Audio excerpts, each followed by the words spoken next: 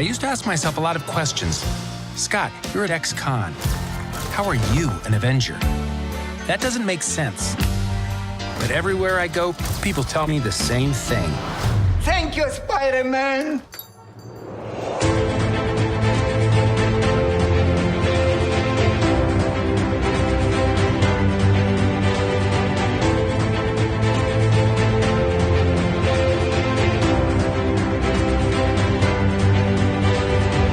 Hello and welcome back to A Stark Contrast, where we discuss the differences and similarities from Marvel Comics to their MCU counterparts. And we are your hosts, Geoffrey and Dai. Hello, and welcome back. Hello. We are back. We're back. I know, this is definitely...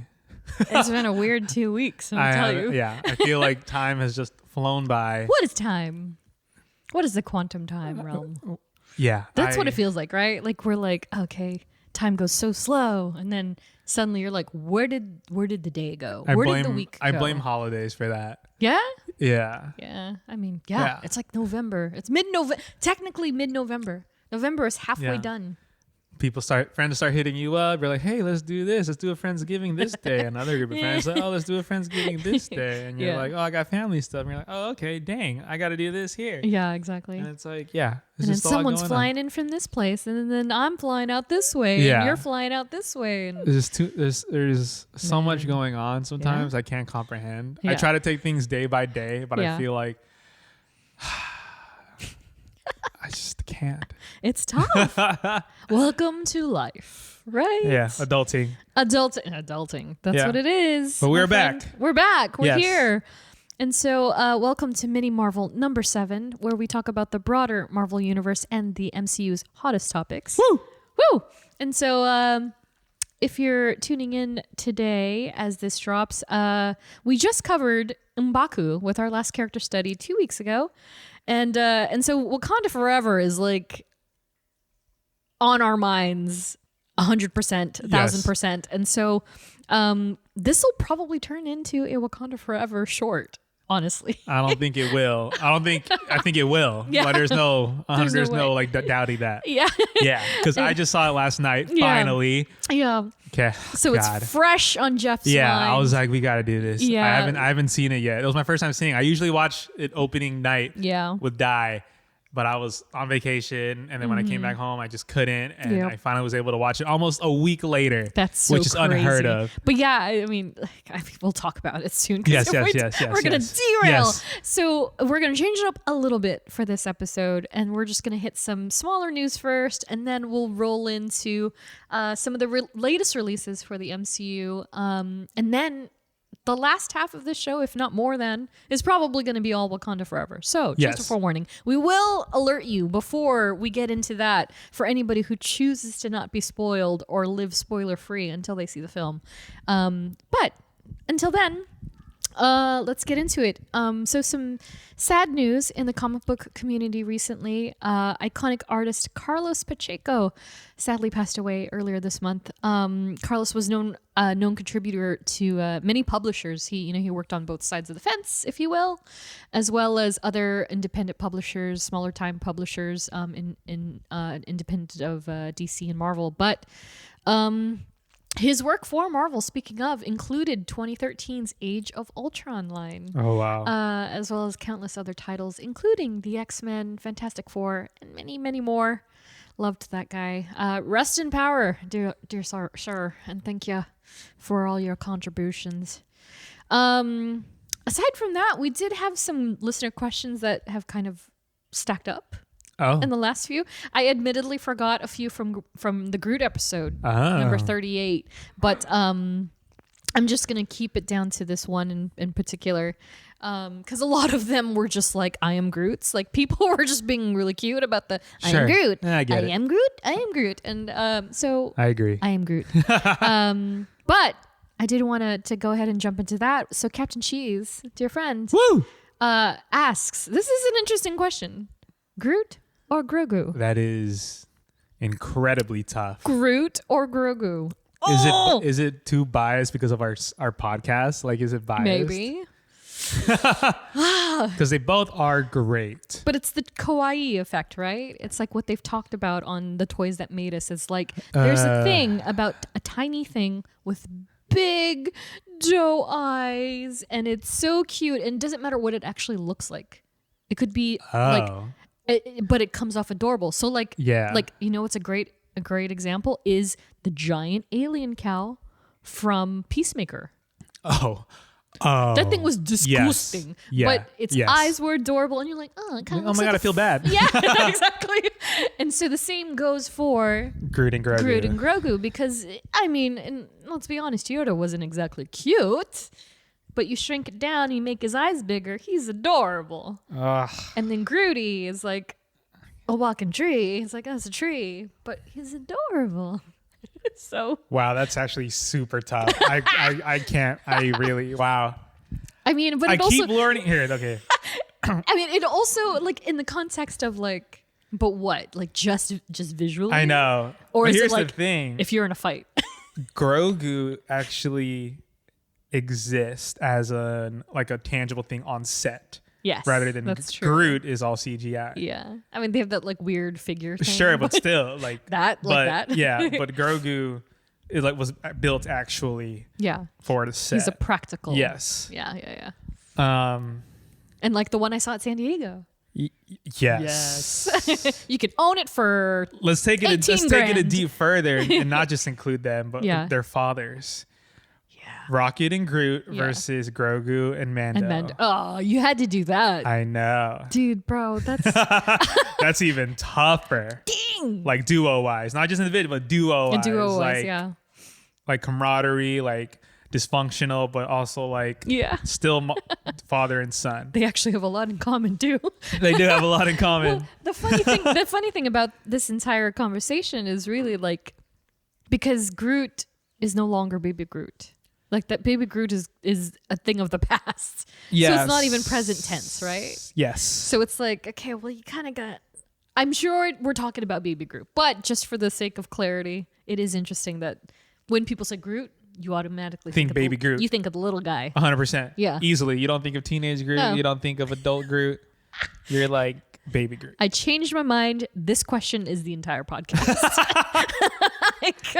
I wish we can give you, or I wish I could give you like a legit white and black answer, Caesar. But now that we like delved deeper into it, it's kind of like, wow, this is actually really hard. I think I have an answer though, which is kind of messed up. Because look, okay, logistically, let's just say Baby Groot, Rocket, right? Like you said, Baby Groot and Rocket. They're doing space things. They're banditos. They're doing their headhunter. They're dynamic. They do their own work. They're off the grid. They're on the grid. Whatever. Mando and Grogu, they got like the Empire coming after them. They got all these people coming after them. The kid could go crazy. Their stakes are much more higher. Yeah. He can be at the bad Ben Solo. He can force you. He could Ben Solo you. He can force. He has the force. Yeah. Like there's all these factors. Super like, tough. But not to say that Groody wouldn't go bad. Yes. But I mean, yeah. I think I would have to side with Baby Groot, man. Well, with Groot, you're going Groot. I'm going Groot. Okay. Yeah. I'm still very undecided right now. I tried listing the reasons out, hoping it would like lead me to an easier decision. But the more I did, I was like, oh, I can't. It's just really hard. It's like if you take it to the father level. I know. I mean, I feel like Rocket could take Mando down if he really wanted to. Yes. But yeah, I don't know. I think I would pick Groot. So they're tied for first. Yes. 1A and 1A. Exactly. Okay, so thanks, Caesar. So super fanboy guy. First question asks, in terms of comic books, what are Geoffrey and Dai's holy grails? Wow. I mean. Okay, well, I'll let Dai go first because she actually knows the comics. Yeah. I don't want to babble on and think that like I know what the hell I'm going to be talking about. So I mean, they're so of the typical expectancy of what you could imagine a comic book fan would say, right? Yeah. For me, it does go across all over the board, right? So, like, again, I've said it many times. Tim Sale and Jeff Loeb's like Spider-Man Blue, one of my favorites. I actually loved Frank Miller's Sin City. I thought it was like, oh yeah, it's what like I was super into Sin City as a kid, super duper, and like also the fact that when the films finally came out, they were so impactful and like so groundbreaking for that time. That is true. Those movies were a next level. The first one especially was just incredible. And Elijah Wood is oh my gosh, and he was haunting. And of course, like the Batman's like Long Halloween, Tim Sale again. You know, I got a thing for Tim Sale. Wow. Yeah. It's great. I guess for me, I'm always just like. I only have one physical copy of a comic book, and that is the copy Dai got for me from New York Comic Con. She got me the Amazing Spider-Man collab with Kith clothing brand, which I was like, I can't believe you got this because this was literally impossible. Yeah. So I'm coveting that. Yeah. Like hard, and I'm just like, this is great. I look at it's on my desk. I look at it. It's still in the original packaging. I just look at it. I'm like, this is sick. I want to open it so bad, but I'm like, no. You gotta get another copy first. It looks so good. But that's like the only physical copy I have. So I guess that's my grail. It's technically a grail. Yeah. But because I'm like the movie guy, I love seeing like what movies have taken from the comics and like which version or what number comics is based out of. So for example, off the top of the head, I think of like the Infinity Saga or the Civil War saga, where they recreated like one of the covers for it in the movie with Iron Man's blasters against Cap's shield. So it's stuff like that just like I'm like, wow, like people there are writers and creators who go through these comics and they try to bring it to the screen. Yeah. So that's like my favorite thing to do. I know Holy Grail is like tough, right? Yeah. It's like it for me. It obviously goes beyond just what I'm owning. It's also what I've read. And if he means by owning, oh God, I don't I don't know where I start. Yeah. Because I have a lot. Yeah. I have a lot of key issues and stuff, but yeah, I find the term like Holy Grail more of like stories that I've experienced.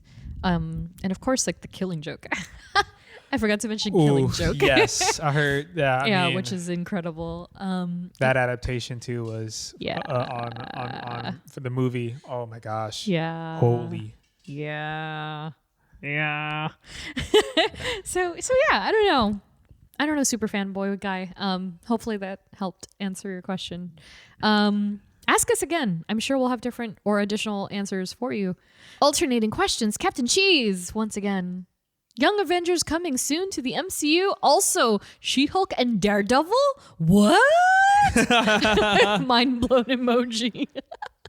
So, Young Avengers. I mean, we've said this for quite a while already, right? Even as far back as our Hawkeye episode because of Kate Bishop. Like, Kate Bishop is really like, was she the first? No. Yes. She was kind of the first. I mean, if you Avenger. count Endgame's Cassie Lang, but not really though. Yeah, because she got recasted too, which is kind of sad. Still. Oh wait, no, or still upset about Wiccan that. and Speed.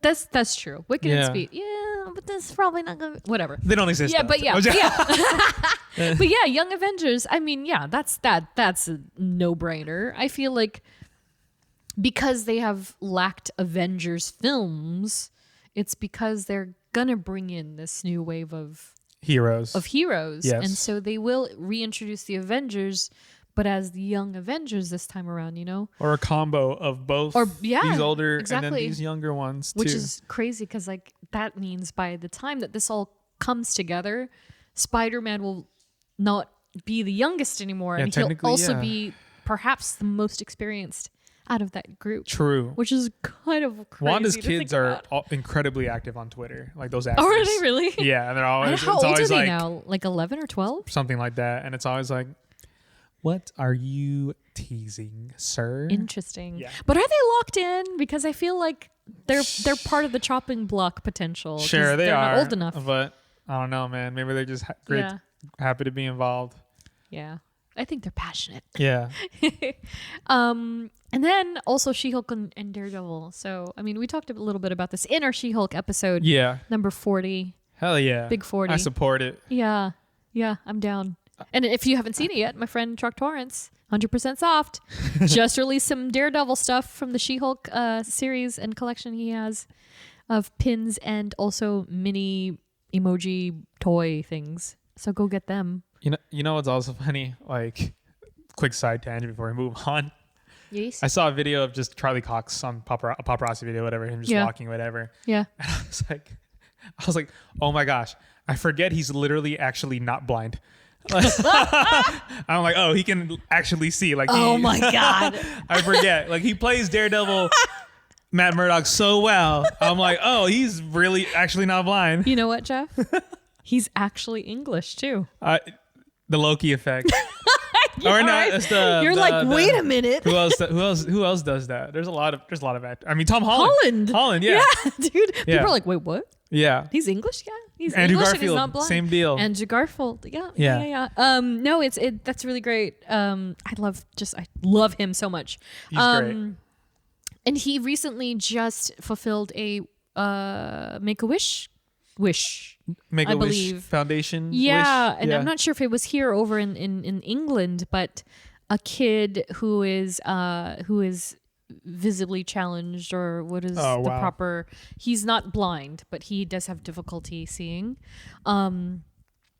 His hero is now Charlie Cox in Daredevil, and so Charlie at the time of the initial like Make-A-Wish, he wasn't able to visit the kid in person, and he sent him a video, and he's like, "Hey, it's me, Charlie Cox. I'd love to come see you." Blah blah blah. He couldn't do it, but my man's followed up. Came back, and he surprised the kid in person in the suit. That would have been dope though. He would have had to steal it like Star-Lord did. Yeah, 100%. But no, he came in person to see him, and he gave him a pair of signed red glasses. Oh, that's that he sick. Could wear. Yeah. I was like, oh my God, and he gave him something else, but I was just like, oh my God, yeah. I correct myself, visually impaired, and so. Yeah, I mean, I just adore him, and I would like to see more. And like, not to repeat too much from the Hulk episode, the She-Hulk episode, but yeah, like, I don't know that it's really gonna go anywhere past that season, because like their Daredevil and She-Hulk. Yeah, I mean, I'm sure they're both lawyers. It's probably gonna come together again at some point. Maybe it's a friends with benefits situation. And that's fine too. Hey, yeah, that's fine. Yeah. So I mean, hopefully this isn't the end of She-Devil. Hopefully we'll see more of them. Ariel Tima. Okay, so she gave us 3 questions. Okay. So maybe we can, rapid fire. Yeah, rapid fire. These aren't rapid fire. Is there a character you would make changes to in the MCU? Oh. Damn. That's a deep question. Yeah. Oh, God. Yep. I want to say no, just because I hate being that fan that'll just be like, I wish they did this, or I wish they did that. Yeah. Creative people make creative choices for a reason, to fit the story for that individual and for the bigger picture. Yep. Wow. That is incredibly especially just recently off the top of the head. I can't really pinpoint something where I was like, well, I wish this. Exactly. I wish they did this, or I wish they because I mean, more or less everything happens for a reason. Yes. So it's kind of like, well, how would you go about changing anybody? I'm sure many people can answer this very easily, right? And tons of people can. And characters learn, like they make mistakes. Yeah. So maybe they change after a certain, point. Yeah, exactly. But God, I don't want to cop out of a question, but I can't think of one. I'm pretty okay with it, to be perfectly honest. Yeah. Is there a character you want to see make their debut? Oh gosh. Right? That is a great question. I mean, I just think about all like the rumors that people want to see. You have your Fantastic Fours, you have your Doctor Dooms, you have the Silver Surfer, which is basically just people from the same friggin' chain of family. Yeah, exactly. I'm not sure. What about you? Stiltman? Give him a Stiltman, man. Yeah, I mean, aside Stiltman and Paste Pot Pete, I'm gonna take that to the grave. Hopefully, I will not be in my grave by the time he finally makes his debut. God. I need to see him. I want to see him. I want the world to experience the delight and wonderment of Stilt Man. Freaking dying. It's so funny. Gosh, I love it. So yeah, definitely. I wonder if she actually had that Stilt Man in mind. Like I've embedded it in her brain already. Like Stilt Man or Stilt Man woman. Because lest we forget, if you missed, or I think it was in Baku. Oh, it was in Baku. We talked about Stilt. Yes, Stilt Man woman. Yeah, Stilt Man woman. Yes. So there is two types. Oh God. But if we're talking bigger scale characters and not Z-rated villains, I mean, X-Men is definitely a cop-out answer, but we've seen them, right? We've seen them in some capacity. I've even seen Gambit, who is my ultimate favorite, probably Marvel character, right? Yeah. I've seen him already, so I can't even be like, I want this. But I would like to see adult X-23. So we've Daphne seen Keane, right? Daphne Keane, right? So she was Laura Kinney in Logan. Yes. She was child in that film, and which of course, fair enough, she was a child more or less in the comics, but I would like to see an adult version of her. Yeah. And if not her, somebody who's never ever been shown. There's a character named Singularity from A-Force. Oh, okay. From the ladies team. Yeah. And she's essentially a being made of cosmic energy or the cosmos. Like she looks like a galaxy. What? Okay. So like you could just imagine like a Milky Way, like stars. Like dark. It's just dark stars. Yeah, she's all gorgeous. Right. She's so cute. She's one of the cutest characters ever. Yeah, I would like to see her because I would like to see how they would handle her. Like how would they treat not only the actual reality of that character, but like bringing characters like Singularity and focusing more on A-Force in general. I think that'd be really cool because a lot of those characters also already exist. They're already in the MCU in some capacity because a couple of them were in Runaways. Okay. Nico Minoru and Carolina Dean, and then of course She-Hulk and Carol Danvers. But you know what? I will say I would like to see proper Spider-Gwen. Yes. We have not seen proper live action. Not live action. Yes, sure. But, that's another story for another time. But yeah, I don't know. We'll see. Right. What are you most excited about for the future of the... Oh, not future of the MCU, just the future of Marvel. I don't know. I'm thinking MCU. I'm taking it as MCU. Yeah. I'm excited. I mean, I saw a tweet the other day or whatever, or article about the fans getting too exhausted with how much content Marvel is rolling out. Mm-hmm. It could be like just pure exhaustion. Like, okay, fatigue, the Marvel fatigue. Yes, which I mean, I know we have this podcast. Yeah, but I'll also say that I get that 100%. Yeah, because like obviously the era that we're in of movies and media, it's like, oh crap, like we're building this, and that's just how it is. Like this is what Feige intended. Yeah. This is what he wanted, and he got it. And, now that it's like actually a thing, it's like, oh gosh, like, do we even want to see it? Because before, let's say between 2009 and whatever, when they were releasing only 2 Marvel movies a year, it was like, we want more. We want crap. faster. Like, what the Why heck? are they a year apart? And now that we're doing, they're doing it with, it's too much. now that they're doing it with 2 to 3 movies a year on top of maybe 4 to 5 shows a year. Careful what you wish for, baby. And now it's like, oh my gosh. Yeah. Personally, I do not care. Hard same. But so what I'm excited for is just the expansion of different stories. And like we're going to talk later about Black Panther, Wakanda Forever, the expansion of basically introducing Dalakan. and the people of that underwater world that we have like know nothing about, and we don't know how much of a potential threat they really are. And we'll get into that when we'll discuss the movie later. So it's stuff like that, because I remember watching that.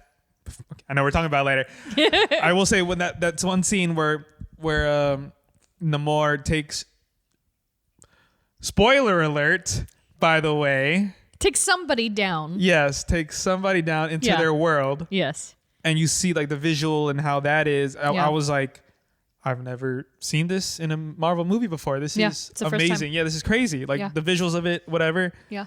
So like that, obviously we have Eternals, which was a whole different expansion of the galaxy and cosmos. Yeah. So that's what is to be introduced to like these new, like, what's the word I'm looking for? Civilizations, I guess. Yeah. Different parts of comics that we haven't seen. Yeah, exactly. Yeah. And that's kind of like, that's the thing about that I feel like people often forget is like, we're not going to stay in that safe space of Captain America and Tony Stark for the rest of our lives. Yeah. Like, it's not how it is in the comics. It's not the way it's going to be on the screen. And so, which is ironic because the people that are complaining are the people, whatever. Yeah. But I feel like, in that same vein of, I'm excited to see these other worlds that personally I'm familiar with from books, but don't know that much about at all. Or have never been explored in the Marvel universe. And so to see, we talk about this a bit in some of the episodes we've done where they modify things in the comics to suit the movies and vice versa. And so every time they expand the movie verse, they're expanding the source material in some way, right? Mm-hmm. And so they're getting more characters to play with in the comics by featuring certain people in the movies. And so I guess I'm excited for both the MCU and Marvel in that they seem to be doing pretty good, like keeping everything going. Yeah. It's expanding the way it should be, and it feels organic in some way. Like I know in the comics sometimes it gets a bit tiresome because they do these big spectacle, arcs of things like, like Edge of Spider-Verse, right? And so they've revisited the Edge of Spider-Verse. Then they recently released last summer, the Gwenverse. Oh, and it's exactly what you think it is. Yeah. And they have a title with Jessica Jones called Variants, and it's just Jessica Jones Variants. Yeah. And so they're exploring these different things with familiar characters from the source material because of things that are happening in the MCU. So I don't know. I'm curious to see like if this MCU version of the Talocan are going to affect how the canonical version of them is, and if they're able to flesh out the history much more like this is. Yes. Much more in ancestry to it and historical accuracy or reality, if you will. I think that's really exciting. I think they help both ways. So that's exciting. So excited for just everything that's just gonna happen. Whatever they have planned, what story arcs they want. I'm just taking it as it comes. Yep. Whatever story they put out. Yep. I'm just gonna ingest it, take it. Yeah. And that's it. I never go in thinking like, ooh, I hope they do this. I think they're going to do this. Because then if they don't do it, I'm disappointed. No, exactly. Like, that's exactly right. I'm going to keep reiterating, take art as it's presented, not what you want. Exactly. And just enjoy what's being presented. Yeah. It's so easy. I agree. Oh, okay. Last question. Super fanboy guy, once again. This is the one that I was chuckling about earlier. Question for Geoffrey. If you could go on a date with any MCU female, who would it be? What the Why? Why? You're like, why just one, huh? Why just one? If you had to pick, who would it be? I'd say, okay, MCU female. Okay, are we talking about like their character or the actor? I'm pretty sure he means the character. The character? I feel like he means the character. Okay, now that's interesting. Let's get into it. Oh my god! Okay. If everybody could see the faces, he just like let's get into gesture. It. I won't try to spend too much time on it. Oh my god, let's this get is into so good. Because everyone knows I think I have like top 3, top 4.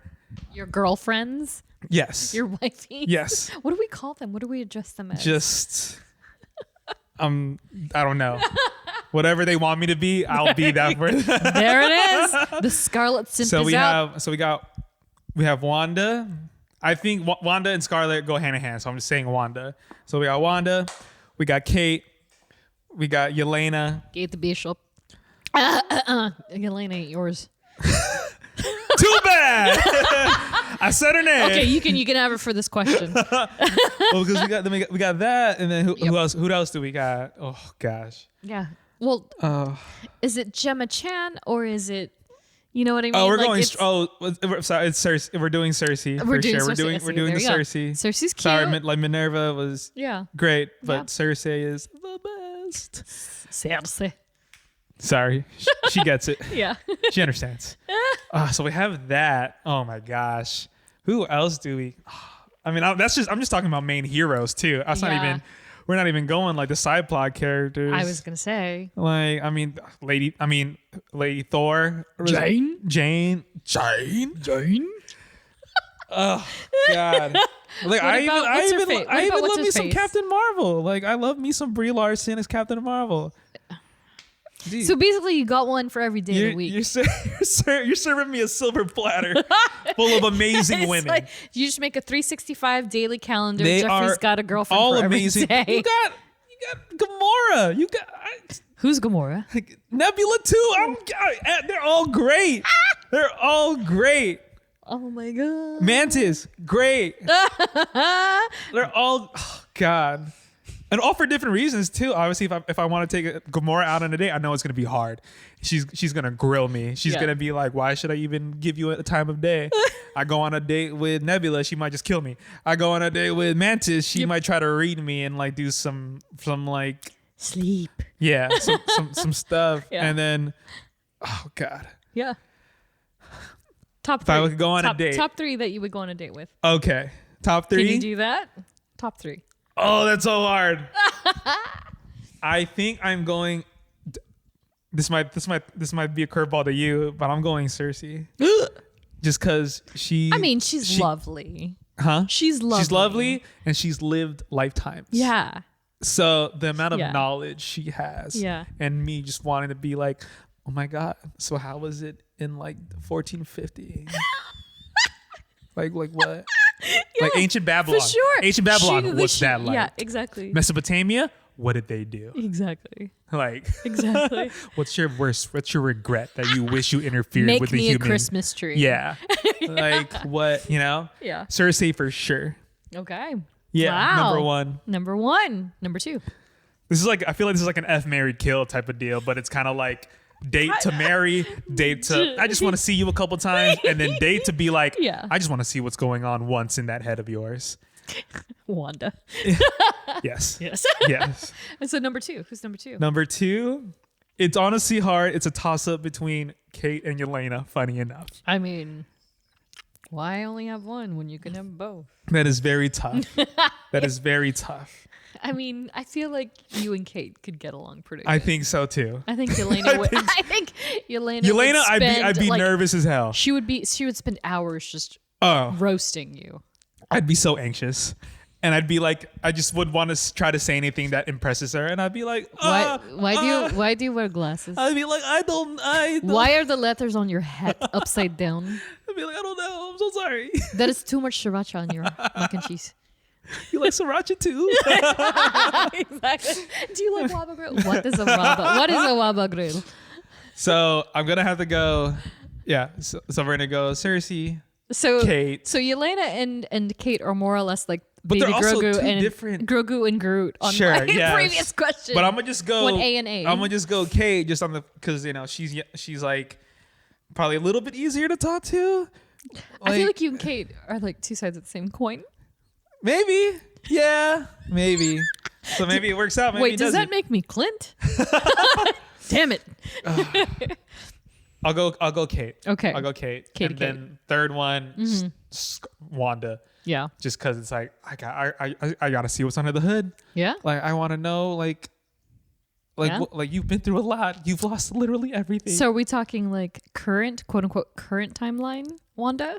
Or are we talking like when she first came out? I'm talking end of WandaVision. Okay.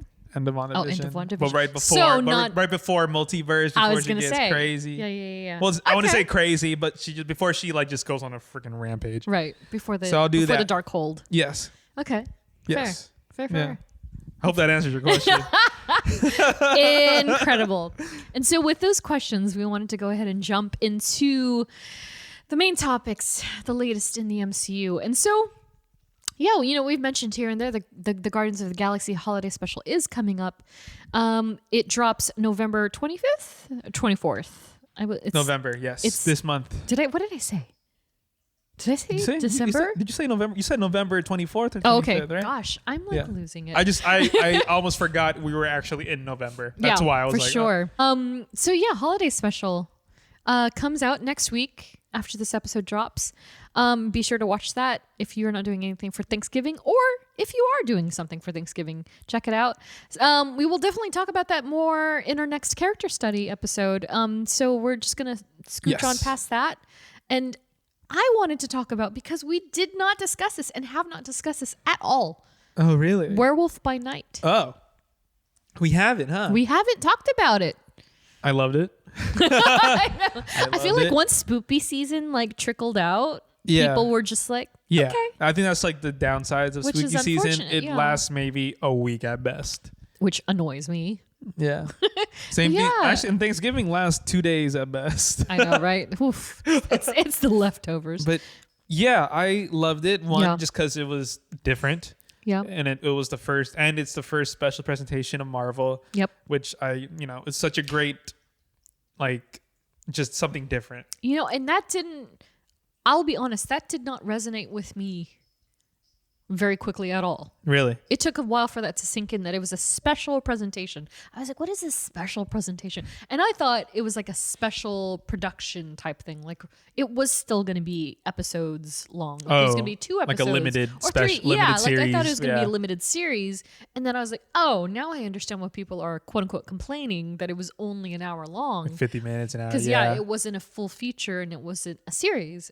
But I think that Michael Giacchino did an incredible job. Yeah, this was his directorial debut, which is insane. So it makes sense why he was like, okay, well, I don't have to worry about a future presentation movie. I don't have to worry about a 6-8 episode thing. I just this one 50-minute thing. So yeah, Michael Giacchino's directorial debut. Yeah. Yes, yeah, I loved it. Obviously introducing a new character with the werewolf and still having this old school feel. Yeah. But now it's omnipresent in the MCU. I hope that I used that word right. Yeah. Omnipresent. Sick. Now here's a question for you. What era do you think that takes place in? Oh, that's right. What did they I think they said it, right? I don't think they've clarified. I was going to go 2030s. Really? Is that too much? Oh, 1920s, yeah. I was like 2020. Yeah. Oh, no. Yeah, I think the same. My money is on 20s. Maybe mid. I'm getting 1924 mid to vibes. Late. Yeah. That's exactly right. Because I know exactly what happened. Yeah, exactly right. I was there. That's fine. Yeah, no, I agree. I think it's in. Think it takes place in 1920s. I thought it was fantastic. Gael Garcia Bernal was amazing. And it's funny because, we were supposed to see this at the cemetery. Hollywood Cemetery, yes. And I was out of town, unfortunately, and I couldn't go, and then you couldn't go. But it didn't dawn on me until I finally got to watch it. And I was like, God, that's right. It's Gael Garcia Bernal, like, as Jack Russell, which is funny because I almost feel like they didn't say his name more than once or twice in the entire thing. Yeah. But we talked about this in our Moon Knight episode that it's hilarious irony that he's named Jack Russell. Oh yeah. When he's a werewolf. Yeah. And those are dog breeds. But yeah, I thought he did an excellent job. I didn't know that one of my I wouldn't say favorites, but a modern character that I've really come to love is Elsa Bloodstone. Yes. And she made her great. debut in this as well. Yeah, Laura Donnelly, sorry. I thought she was fantastic. She does give a lot of Jessica Jones vibes. Yes. Yes. But that's okay, because in Alias, in Jessica Jones's last solo series before Variants, she had a couple of episodes with Elsa Bloodstone, and they're very similar. Yeah. Jess would even kind of sidestep in, for Elsa, because Elsa's that much of a badass. Yeah. That Jess was like, whoa, starry eyes. So I loved Laura's portrayal. And I thought it was aesthetically so cool. It was great to have that very different spooky vibe. That was also like insanely violent. Yes. I mean, super curious and interested how Werewolf gets interpolated into the MCU at some point, and how, I don't know, we'll see. And just let it happen. Woo! I'm ready for that. I would love to see more. Where? Who knows? But I mean, again, they collided. He and Moon Knight collided in the comics. So who's to say they wouldn't do it in modern era? Yeah. Well, we'll see, I guess. And then, last but not least, Wakanda Forever. Oh gosh. So here we go. If you've not seen the film yet and you want to stay free of spoilers, please pause. Go watch the movie and then come back. Come back to this exact point. And then exactly. So let's get started and talk about Wakanda Forever. Amazing. Spoilers ahoy. Spoilers. Ahoy. Amazing. Yeah. Very amazing. I cried 4 times. That's a lot. 4 times. I think I did 4 as well.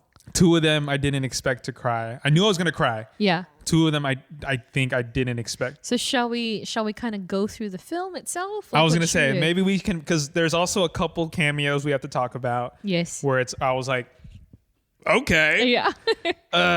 Okay. That's interesting. Yeah. And it's a long movie, and there's a lot of character development. I mean, we won't go too in depth, like with the arcs and everything, but we kind of want to touch on important key character points. Yeah. I guess, maybe we can break it up into maybe just like the 3 act, like start from the first part of the movie, going to the middle. Yeah. Sure. I mean, before we get started, also this whole movie was just an incredible tribute. Yeah. To Chadwick Boseman. Oh my God. And I said this off mic, and I'll say it again, but even without Chad being presently present in this film, you can feel him in every second of it. I felt it. And in a way that wasn't overpowering.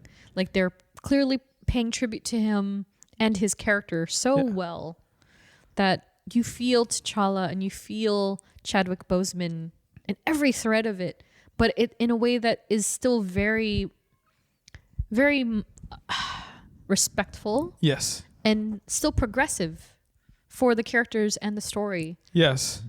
It's not stunting. Tough. It's got to be, like, I can imagine how tough it was writing this, especially after, like, probably none of them really knew that. Yeah. Of Chadwick's illness. Yeah. And now to, like, kind of just be like, oh gosh, how do we, So to just kind of what Ryan Coogler and the team did to kind of just like create this story that pays tribute to Chadwick while also furthering the story of the lore of Black Panther. Yeah. I thought they did an incredible job. Yeah. Because that's not easy. That's not easy, it's man. It's not easy. Yeah, it's not. You lose your leading man, and then the entire universe like shifted. Yeah. Like pretty much. And that's why I kind of appreciate what Feige had said, in that, like, sure, some people would see it as like a marketing spin, whatever, but I truly believe that he was earnest when he was like, it just felt too soon. Like, the world was mourning him. They still mourn him. And I think they portrayed that perfectly in the movie. Because basically how they reacted and portrayed like our real world grief towards Chadwick. Yeah. They portrayed it for Wakanda mourning the Black Panther. And I was just like, it felt like, very fresh. Very fresh. Yeah. So essentially we're dealt with the mysterious illness of T'Challa and imminent death. that happens more or less on screen in some way. Like it's real time. I guess real time is the better way of saying it. Yeah. It does happen real time on screen. You don't see, of course, Chadwick at all. But the emotion is there. The way that they portrayed the sense of urgency. That first shot was a one take, and it was just you just felt the sense of urgency, the emergency with everybody, it was heartbreaking. And then they smoothly segue into the funeral procession and celebration of his life, right? Immediately after. And that's the very first time we do see Chadwick's face in the film painted on that mural. Have you seen any translations for that? I haven't looked it up. Oh yeah. Oh gosh. What does I it just say? watched a new Rockstar video today. Yeah. I think it's I forget. I literally saw it today and I forget, but it's something like attributing to like T'Challa, like you'll always like be here, like resting, watching over type of deal. God, love it. Yeah, and I thought it was just so fabulous also to bring in, the African aspect of wearing white during celebrations and being grateful for someone's existence and celebrating them more or less. That entire thing was just like, it was so hard. It was the entire first like 15 minutes. I think I was just like a freaking mess. It was very tough. Mess, yeah. And you can feel the pain. You can feel the pain. Yeah, I will say Letitia Wright and Angela Bassett. Yeah. Wow. I mean, you really felt it from them, Yeah. I mean, actually, they're actually family in the movie. So Yeah. Yeah. Yeah. You felt it. Yeah. And it was interesting because it's like they kind of give you a time frame, right? They kind of give you the timeline in which this falls in. And I'm not sure. I think it was further down in the film, but I don't want to jump ahead too much. But you get the sense that this is happening concurrent with Ant-Man and Wasp: Quantumania. Sure. So it's the same time because I remember seeing the ticker at the bottom of the news screen, and it's like Scott Lang promoting his new. You caught that? Yeah. I didn't even catch that. Yeah. Wow. That's all I look at when there's a news thing on in a Marvel movie. You're reading I'm the reading all the headlines. headlines. Wow. Yeah. So it's a Scott Lang's promoting new book. That's I didn't even think about reading that. Yeah.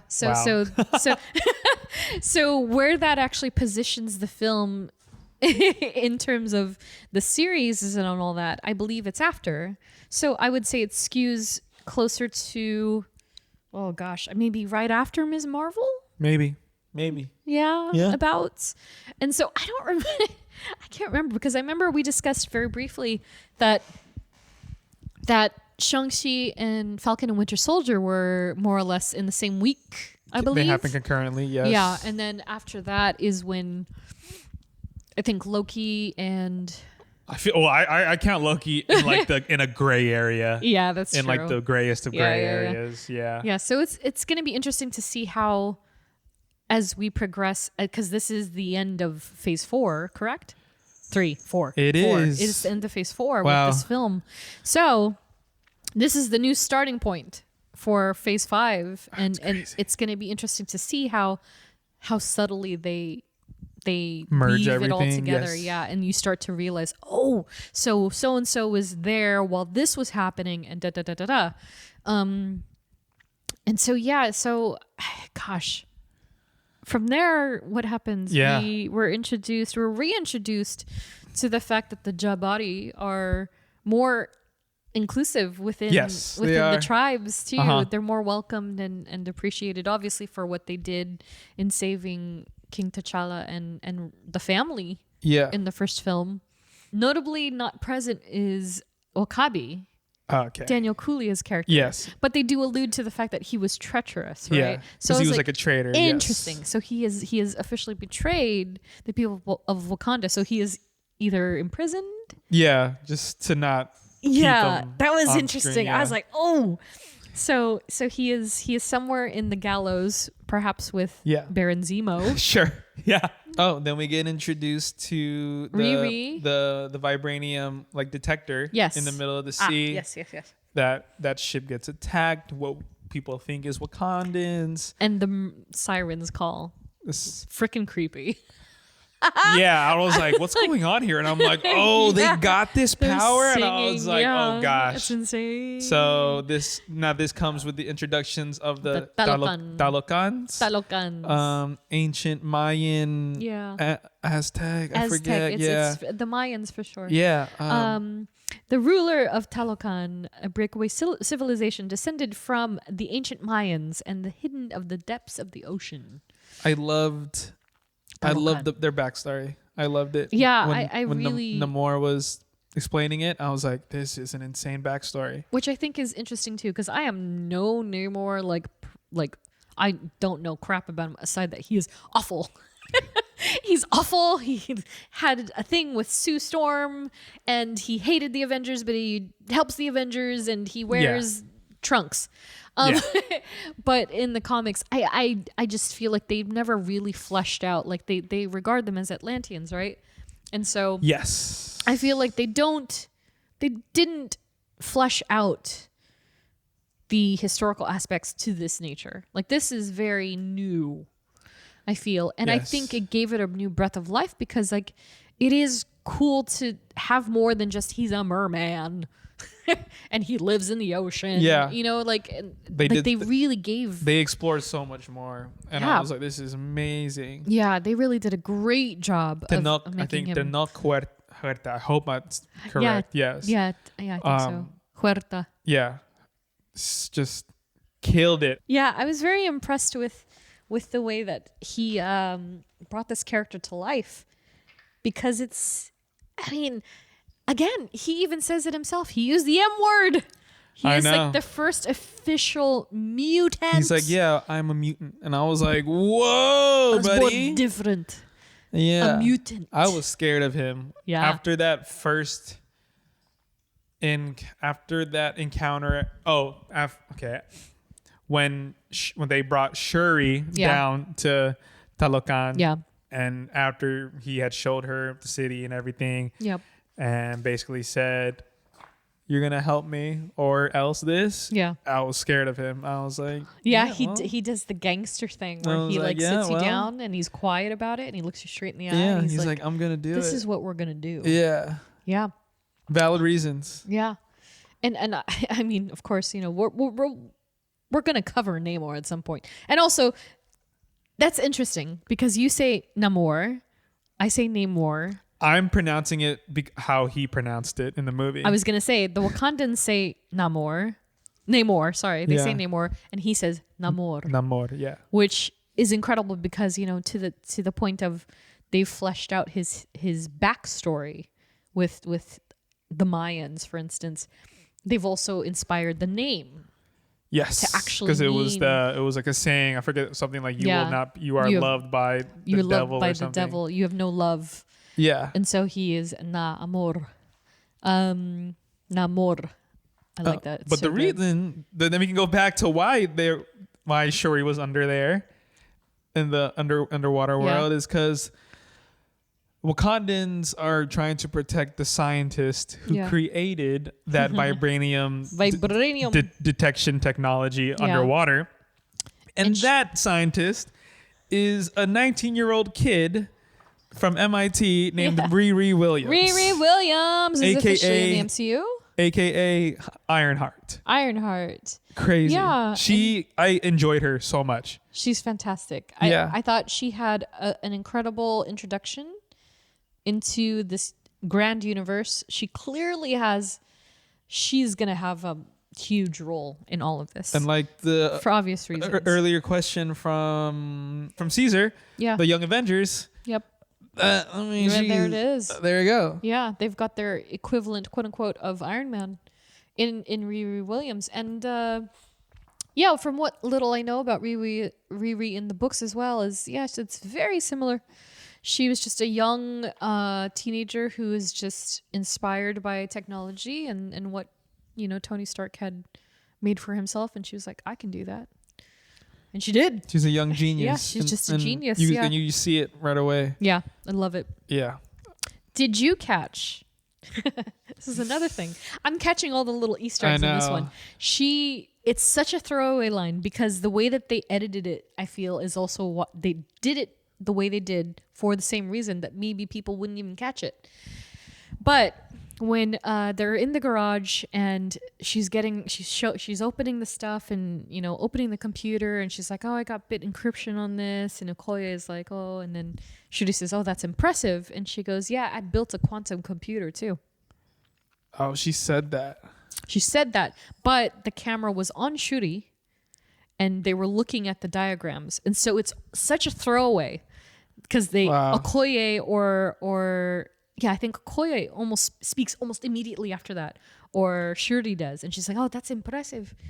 And if you don't pay attention, it's lost. Wow. But she literally says, yeah, I built a quantum computer too. And I was like, huh.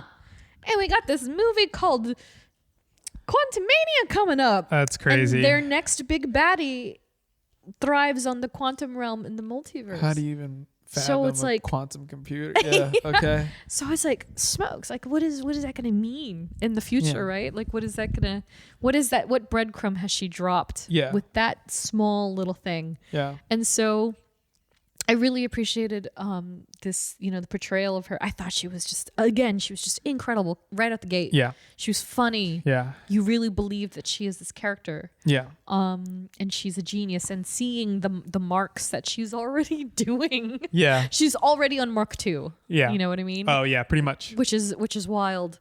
Because they even did in the creation of her Mark 2.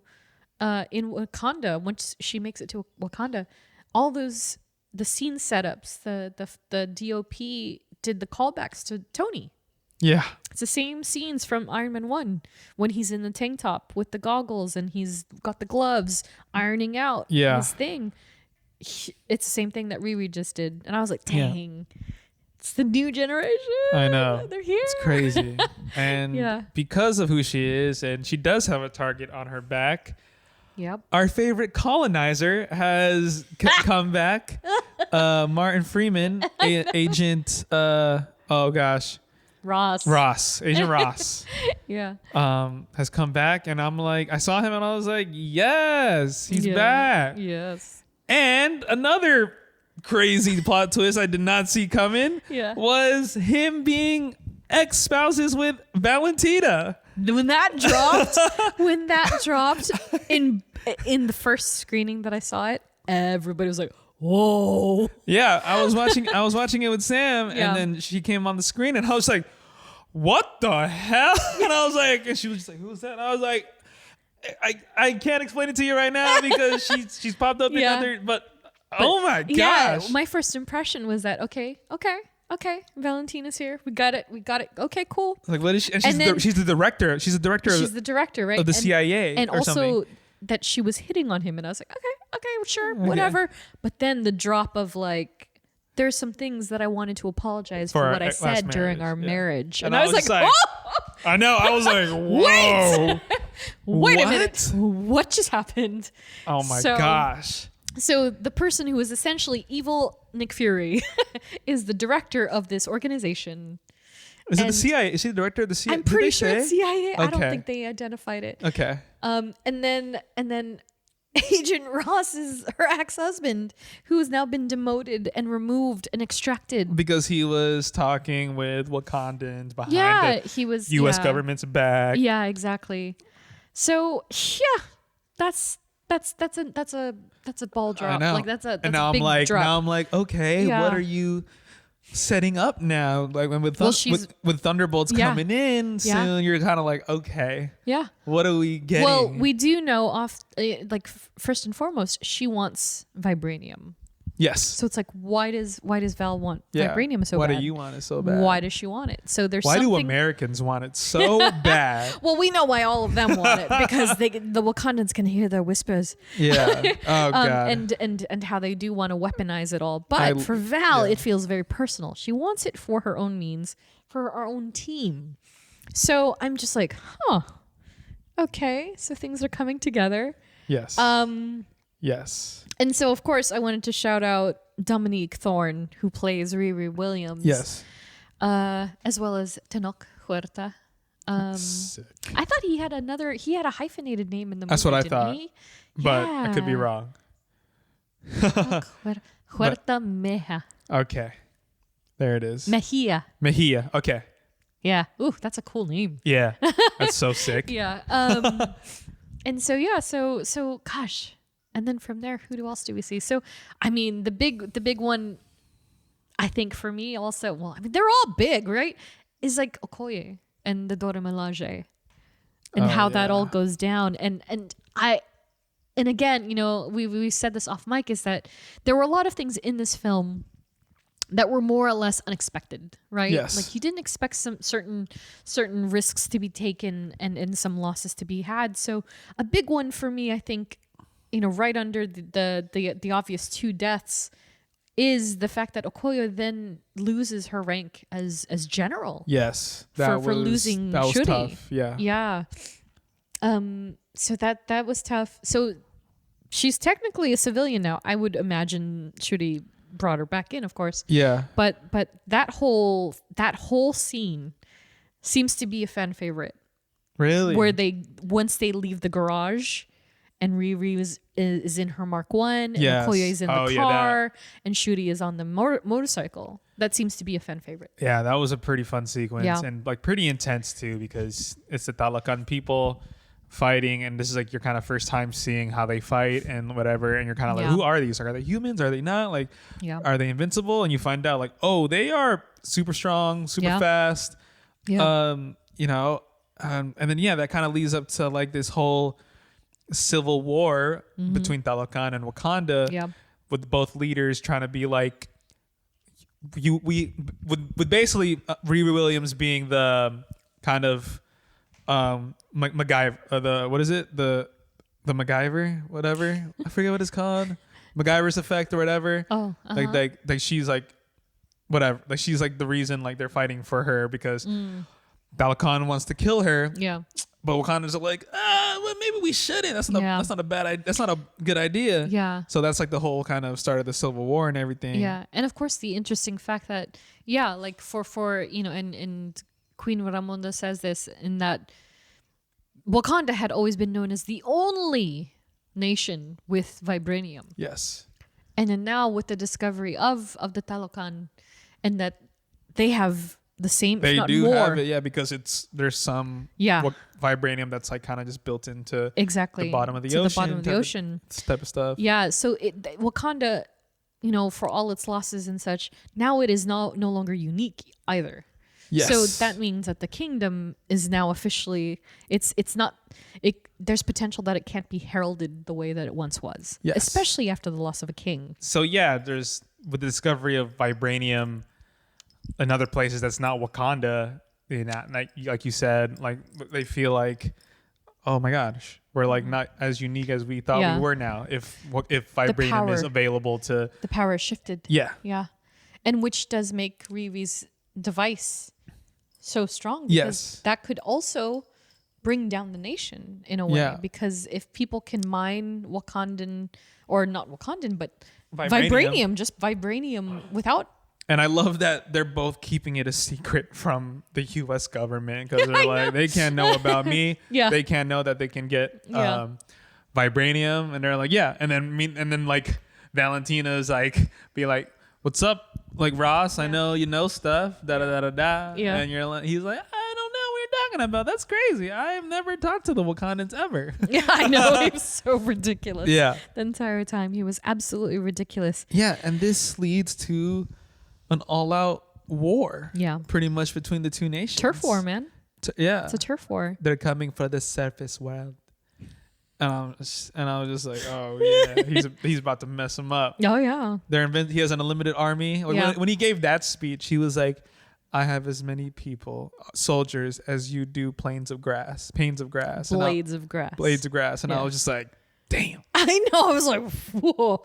Which is true. He has fishes. He has all those sea mammals. He got Shamu, bro. He got orcas. Can we just say how exquisite that was? Like, this orca just comes out. I turned to Sam. I was like, they got Shamu. This is crazy. which of course brings us to Atuma and Namora. portrayed by, I just had their names, Mabel Cadena and Alex Livinali. They were excellent. I was genuinely scared of her. Her too, and she's so small. But I was also so scared of her. I was like, man, just even, I thought, it was really cool to see that because I'll admit, like at first glance, I was like, they're blue. Because they've never had this coloration in the comics. They were just flesh colored. Right? But this is the science at work. This is the science of when they're underwater, they're natural tones. Yes, I noticed that too. And I was like... And I feel like a lot of people might not even realize that. Yeah. If you didn't realize that, congratulations. When they're underwater, they are natural color. But when they're on the surface, they're blue because of the way that the color reflections and all of that works. It's so incredible to me. I thought it was so fantastic how they did that. And also the little... the apparatus that they wear. I know, that's so sick. Because it's like water. You know what I thought of? I thought of the SpongeBob episode where they go into Sandy's dome and they wear the fish bowls of water. That was my first Can thought. I get you a glass of water? I need it. Yes, exactly. That's the first thing I thought of. Exactly But they made it look so so cool. cool. Well, because and this is why I kind of wish you had watched Aquaman, right?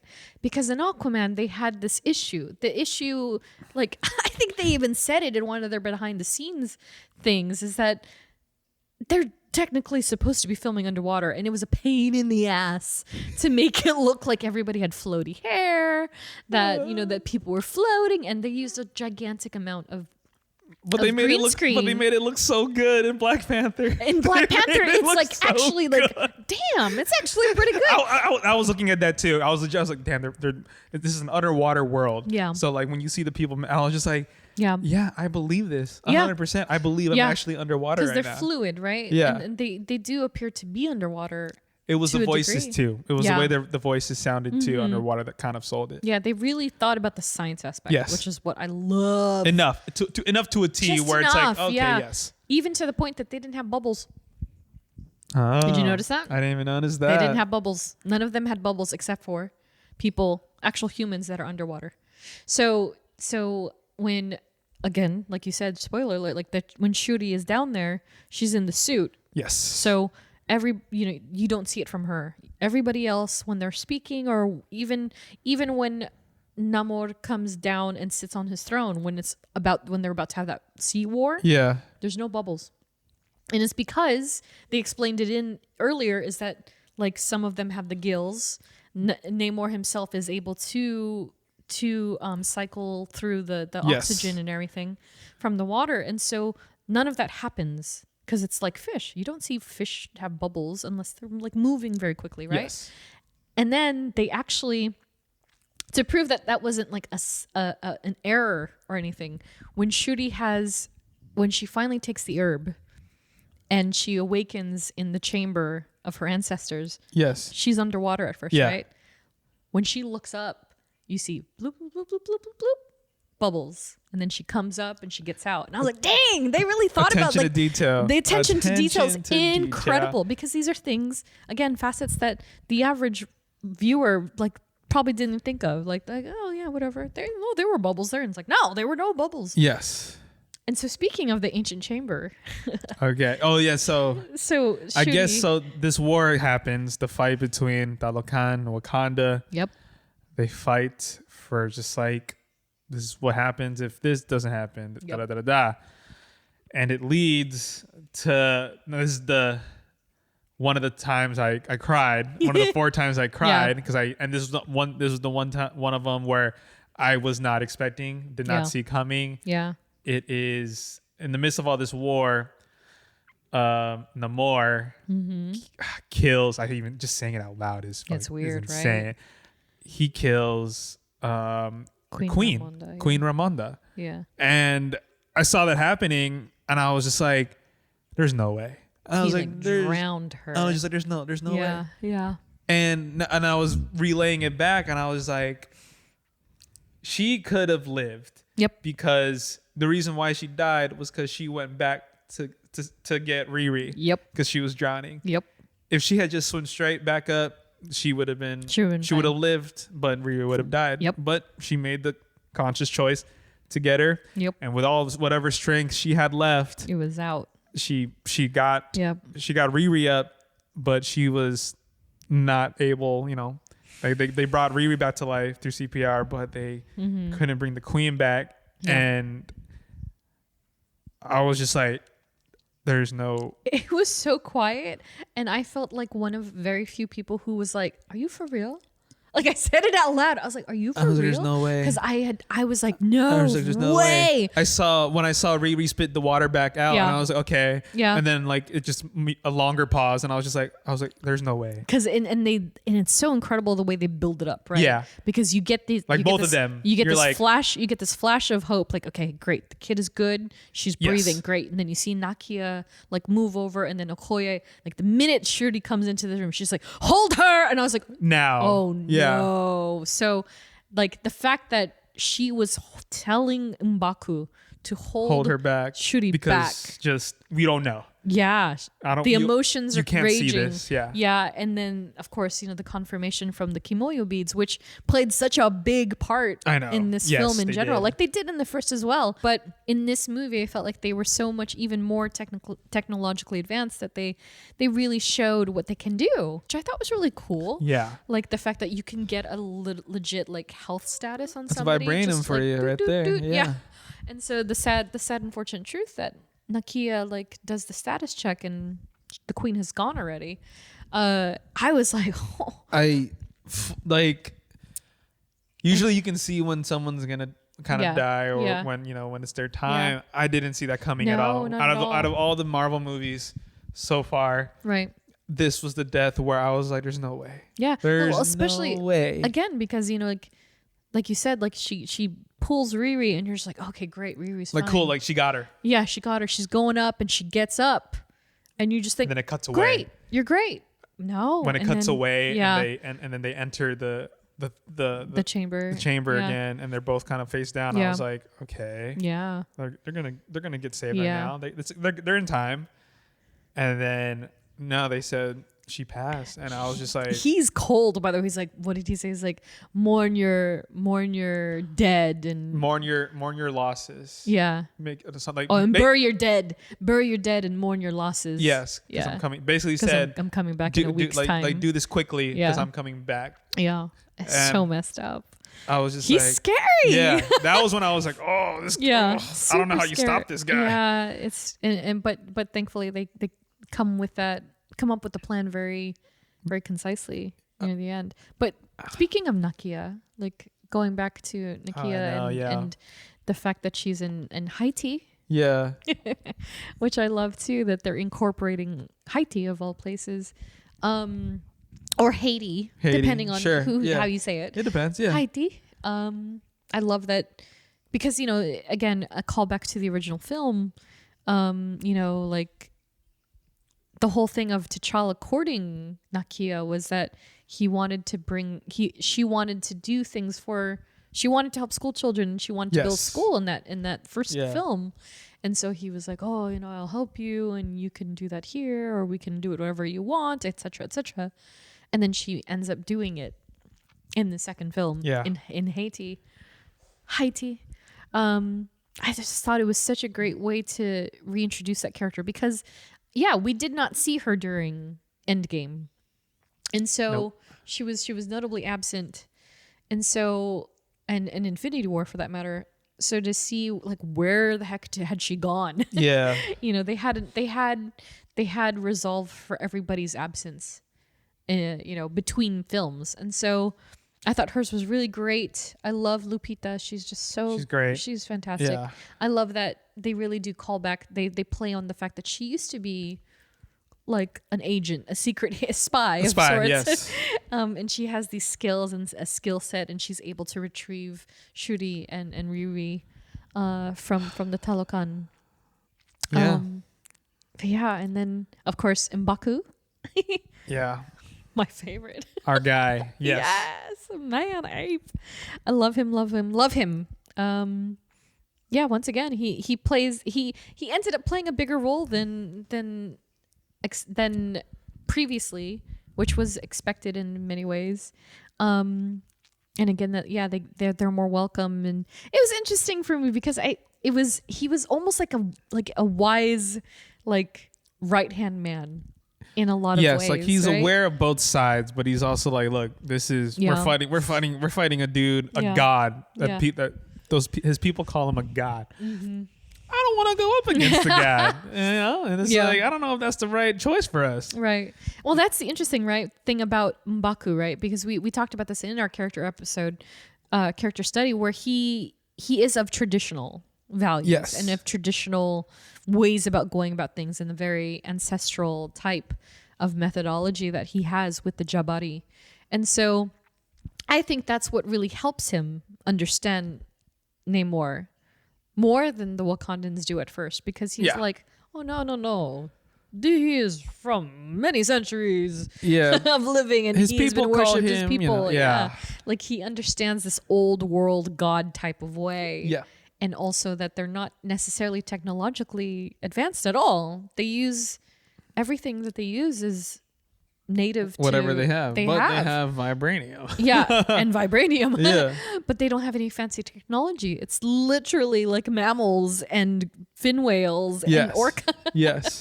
And so I thought that he brought a sense of like normalcy and stability to the film that I didn't expect. I expected more of him, obviously, but I didn't expect him to be such a pillar.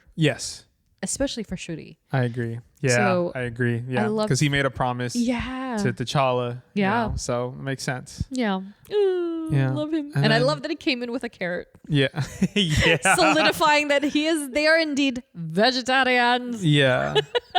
And then, so moving on from that, and not like Nakia's back in, following the death of the queen. They go into this final battle, but before that final battle, Shuri has to make like a choice. She's like, I need to do something. I need to recreate this flower, the Heb, the ebb. And so you kind of see her. She's like kind of desperate, but also like Wakanda's without power. Wakanda's without their king. Wakanda's without their queen. Shuri is the last, line of that family. So we thought, wait for later at the episode. So she has to basically, Wakanda has no protector. There is no Black Panther, and she takes it upon herself to recreate the Black Panther herb, and which of course she was trying to do in the first place, because despite the fact that T'Challa died from a mysterious illness, my thought is that for some reason the power of the Black Panther was taken from him, and it made him fall ill. And so he was susceptible to illness. That's when he got sick, and so because of Killmonger destroying all the plants, they did not have anything else. And so this is why she's created this machine to essentially 3D print what would eventually become a working herb in modern age. And so when she finally does it for herself, it's... Oh, man. She takes the herb. She becomes the Black Panther. And the next cameo, when she does take the herb... Let me just say... I didn't think for a second we would see him again. And she enters the ancestral plane hoping to see her family again. But instead, she runs into Eric Killmonger, Michael B. Jordan. The theater blew up. You know what pissed me off? What? Sam. Why? Because she loves Michael B. Jordan. Why did it piss you off? She looked at me. She was like, And I was like, how dare you right now? How dare you? She was just like, I was like, I heard you the first 3 times. You just play her the part of this episode where you were mentioning every single MCU girl that you would date, and I think you call it blocking her.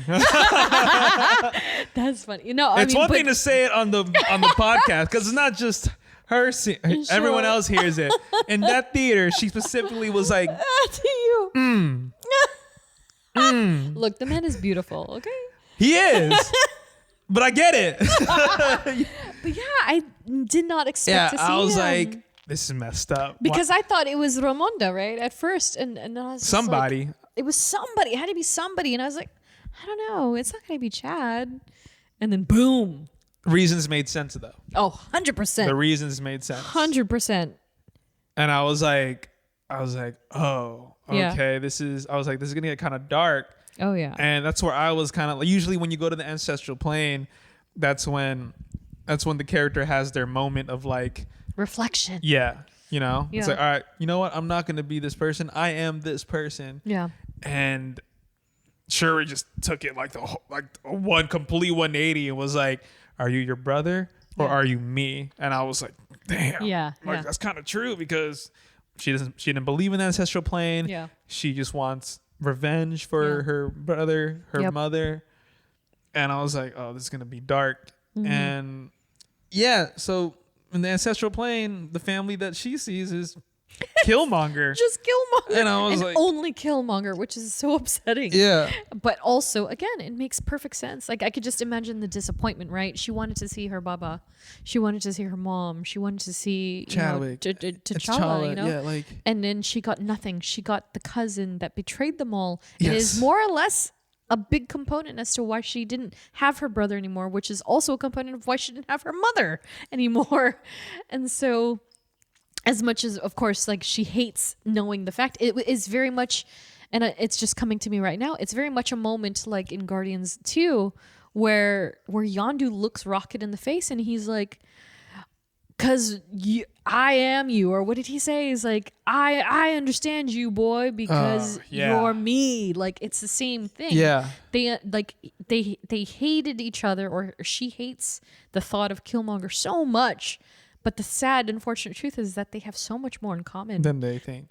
She realizes. She even realizes, and she has more or less become that same level of anger and rage and revenge. Yeah. That he was feeling. And then after that meeting, for the next however long it is for that whole battle, she just wants to kill Namor. Yeah. And I was like, this is not going to end well. And I was like, I don't know, because usually like this is where the hero has their reflection, and it's like, oh, she's doing this because she's just out of revenge. Yeah. And I'm like, okay. And the fact that the girl took a pull to the stomach. That was insane. I was like, oh, snap. At that point, I legitimately was like, is she going to die in this movie? Yeah, I was like, I don't know what's going to happen. I have no idea what's going to happen at all.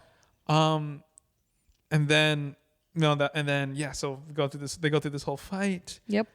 They've, Namor and Shuri, and it was intense. It was intense. Yeah. It was a lot. What did you think about the Mark II? I thought it was insane. I thought it looked so cool. Which is, what's crazy to me? Felt familiar, but it felt new. Felt new, right? It wasn't like, that sucks. Like, she's trying to be Iron Man. Like, no. You never, I at least from my perspective, even being as ingrained as those characters are ingrained in me as a fan, I didn't once think, aside from the homage shots, I didn't once think, oh, like Tony. Like, no, it was Riri. Yes, it was all Riri. 100%. Yeah, so she got stuck with that spear. Stabbed. Stuck. And so they're doing this whole fight, and Namor is literally about to die because he hasn't touched any water, and then obviously Shuri is just science. Yeah, whatever. I was like, whatever. I know when to disconnect. Yeah. I'm like, this is a comic book movie. Yeah. Who cares? Yeah. Well, actually, before we get into that ending of that, Shuri's Black Panther suit. Yeah. I love. Yeah. She looks so good. Yeah. Like, oh man, like the gold bits and the callbacks to the previous suits that she made in other films. Man. In the other film, her pulse cannons. I like that whole thing. Yeah. Of like she brought that, like that's her thing, right? Yeah. And she's integrated it into her suit. And so that's interesting because that feels like it was like the suit is more or less like nanotech and vibranium. Did it formulate to look like that? I think they're just they adopted, and then because I think she was she was on the side of the ship and she was clawing people, and then she flipped. And then she pulled her hands out, and they just like. I think it also because remember at the end of that fight too, like it was broken. Mm-hmm. Yeah, so and it broke, kind of and came she off. just like she tossed it off. Yeah, it was so cool. I love the intricate details that they put in the suit and the embellishments that made her different from T'Challa, but they still had remnants of the first 2 or 3 suits that he had, and that. When she hits, when it's impacted by anything, she absorbs the kinetic energy of it, which is so cool. And even Okoye's new suit too, Midnight Angel. Midnight Angel. Like, what is that? And like that's cool too. She had some of the best lines in this film. She was great. I love her. Is it just me, or is this thing getting uglier? I was like, oh. Yeah. Going back to about towards the end where Shuri has the opportunity to kill Namor. Yeah. Like, you deserve to die. Yeah. But it was at that moment she had the opportunity, but then she started like rethinking her actions, and that's when she sees her mom in the ancestral plane. And Queen Ramonda is like, show them who you really are.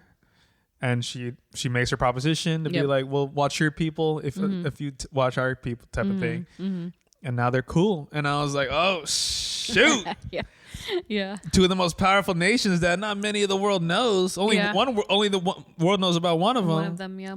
And they're like allies. And at least fast forwarding we hope so. And then fast forwarding to the end, that Namor has the conversation Namor has with Namora, I was looking forward to fighting by your side type of stuff, and then Namor is like, Wakanda has no allies, which was set up in the beginning because all the other nations trying to invade and steal vibranium. Wakanda has no allies with the world. Once the world turns on Wakanda, Wakanda will turn to them, and that's when they can. And then that's when they can team up and be allies and fight together. And I was like, that's dangerous, bro. Oh, 100%. That's dangerous. Sure. Like, why would the U.S. government even think about, attacking upon Wakanda?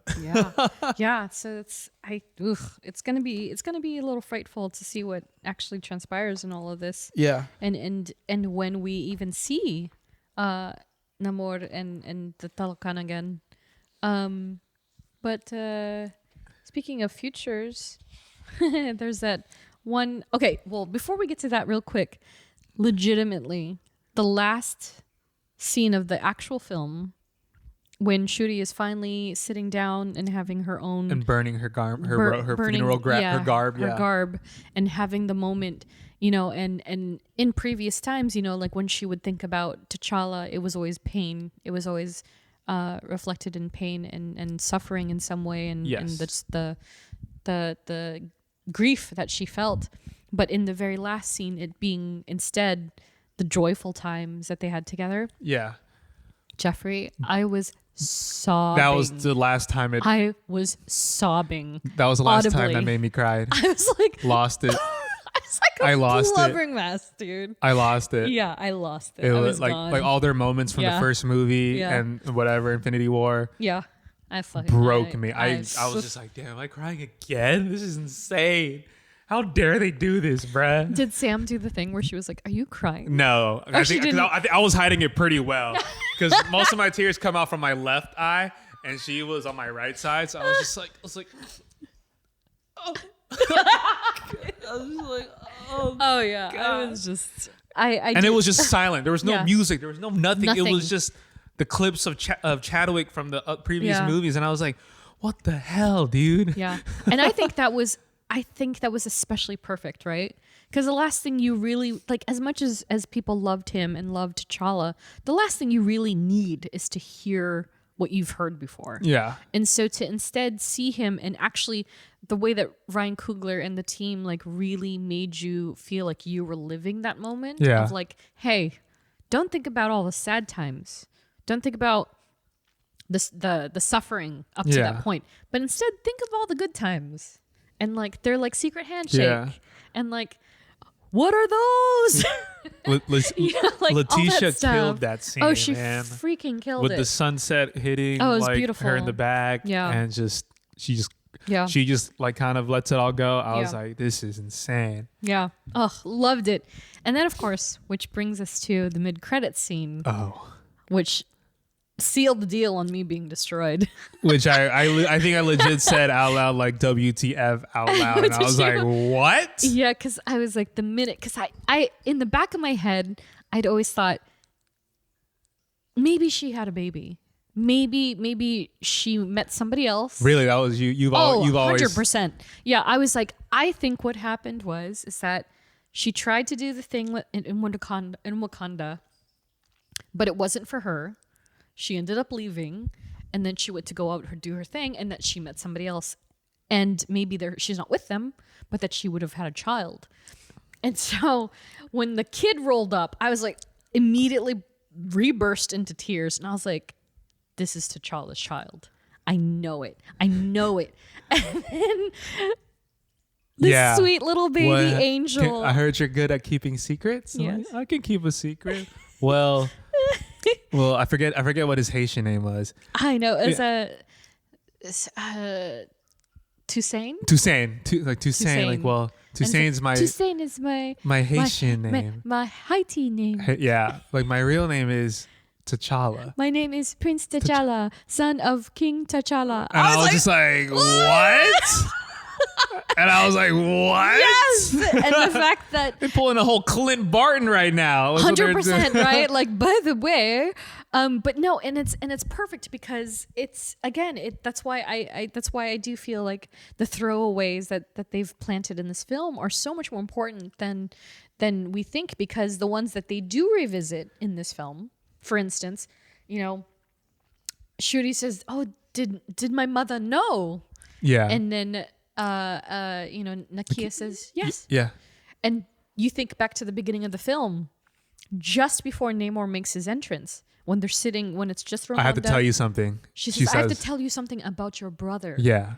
And then that's when all the ish goes down. Yes. And so that might have been the exact moment that Ramonda was going to say, your brother has a child, a son. Yes. Who is technically the next line of the throne. Exactly. Which I also think is kind of like a nice little small hint that T'Challa is going to be recast at some point for sure. Not now, because we are still mourning Chadwick and this T'Challa. But see, this is the thing, right? Because Feige is a man of technicalities, right? Yeah. And so he's still keeping his word. They're not recasting Chadwick Boseman as King T'Challa. Yeah. They are ensuring that now there is somebody by the name T'Challa that can rise up into this role as Black Panther without recasting anybody. It's a new, and it makes sense, and it's a fresh take on that whole thing. Yes. And I was like, oh my God. I was just like, I was over the moon with it. I was like, okay, I can hang with this. This I can deal with. But the question is, who and how does that baby? I was talking about this with Sam too, and I was just like, that's Chadwick's son technically, in the movies, and so technically, that child is next in line of the throne. Yep.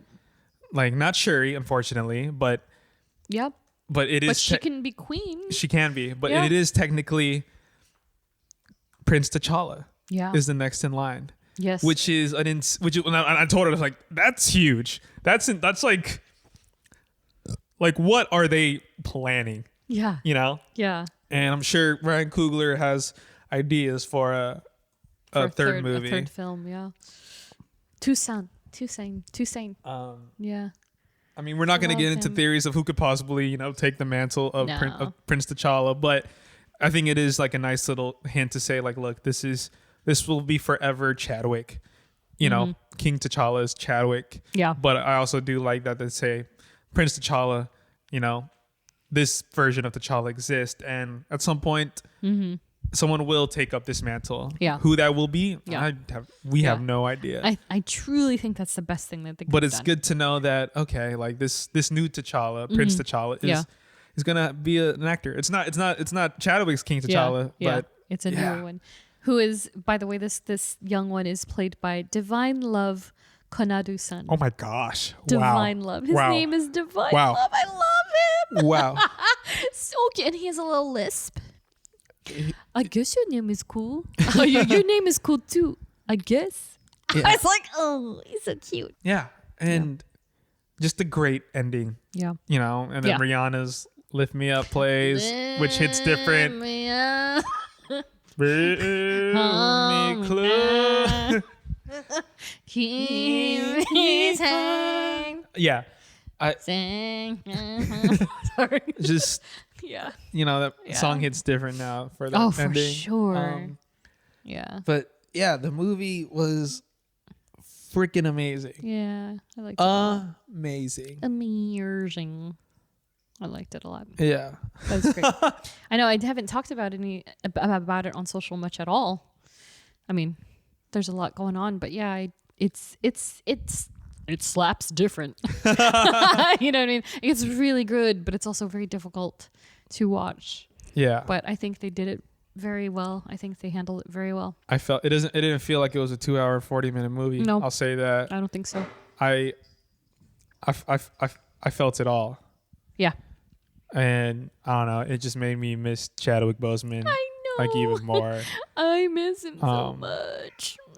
Yeah. So sad. But yeah, Black Panther. Yeah. Wakanda Forever was amazing. Yeah. Beautiful tribute while also furthering the story of the Black Panther and Wakanda. Yep. I don't know where they go from here. Yeah, that's it. That's all we can say. Because of course we're sure, to cover more of these characters. We still have, Nakia and we still have Shuri, and we probably missed some Easter eggs and everything, and characters. But even, still we have room to talk about them further. So we're sure to do that soon enough, and I'm sure we can do a deep dive on no pun intended, Namor himself in a future episode. But speaking of future episodes, we have next up, in timing with the holiday special. Oh, the holiday special. Guardians of the Galaxy. And him right now in Dai's house making a ruckus. My favorite, Rocket Raccoon. Oh, I'm excited for this one. Oh, yeah. Yes. So we're gonna revisit or explore. Yes. This, raucous little rocket. Trash Panda in our next episode. So thanks for listening, guys. Oh yeah. A We Are Groot salute to Ed, Andrew, the Arachnerd, Robin, Jenny, Tyler, Andrea, Claire, Katie, Ashley, Laura, Joe, Liz, Melanie, Nats, and Ariel. If you follow us on social at STRKCNTRST, we will be very happy if you do so. And if you like what you hear, review, rate, and subscribe. Do it. Yes. Do it. And that's the show. Once again, thanks for hanging with us. Go watch Black Panther. Do it. Wakanda Forever if you haven't yet. And enjoy the stuff at Disneyland, California Adventure until January. They got it all. Thanks again for listening, and we will catch y'all on the next one. See ya. Bye. Wakanda Forever. I am queen of the most powerful